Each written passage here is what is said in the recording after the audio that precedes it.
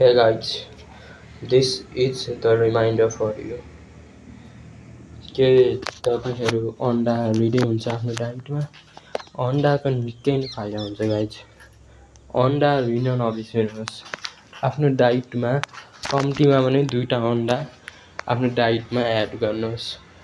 अन्डाले हाम्रो मसल ग्रोथमा पनि निकै नै हेल्प गर्छ र अन्डाको धेरै फाइदाहरू छ। तपाईँ च्याटजिपिटी गुगलमा कि जहीँ गएर हेर्नु, अन्डाको भनेको निकै नै फाइदाहरू छ।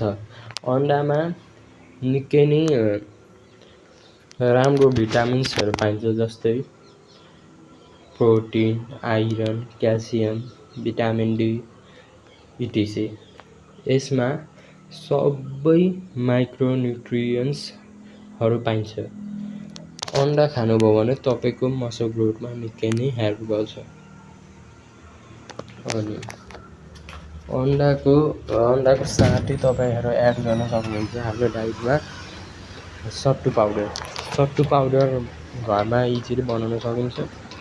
घरमा बनाउन सक्नुहुन्न भने मार्केटमा जाने अनि किन्ने। मार्केटमा पनि निकै नै टाइपको पाउँछ, जस्तै सस्तो पाउँछ, महँगो पाउँछ। तपाईँ आफ्नो बजेटको हिसाबले किन्न सक्नुहुन्छ। म रिकमेन्ड गर्छु तपाईँ घरमै बनाएर खानुहोस्। सत्तु पाउडर बनाउन निकै नै सजिलो हुन्छ, जस्तै भटमास, चना अनि बदाम अनि त्यो भयो जतिको घरमा जे पाइन्छ त्यो सबै हाल्ने हो क्या। ड्राई फ्रुटहरू सबै हालेर त्यसको ढुट्टोलाई नै भनिन्छ हामी सत्तु पाउडर। सत्तु पाउडरको किन्नु छ भने तपाईँहरू जहीँ गएर पनि किन्न सक्नुहुन्छ, जस्तै डिपार्टमेन्ट स्टोरमा जाने किन्ने। अर्को प्रोटिनको सोर्स भनेको हो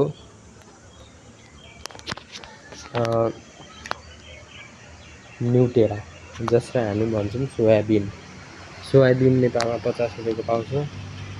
सोयाबिन पनि चिपेस्ट प्रोटिनको सोर्स हो। सोयाबिन बनाउन पनि निकै नै सजिलो छ।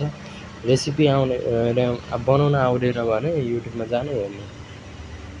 नो बहाना, नो एक्सक्युजेस। आफ्नो डाइटमा धेरै फोकस गर्नुहोस्, राम्रो कुरा खानुहोस् अनि वर्कआउट्सहरू गर्नुहोस्। सेल्फ इम्प्रुभमेन्ट भनेको हाम्रो जीवनको लक्ष्य हो। अनि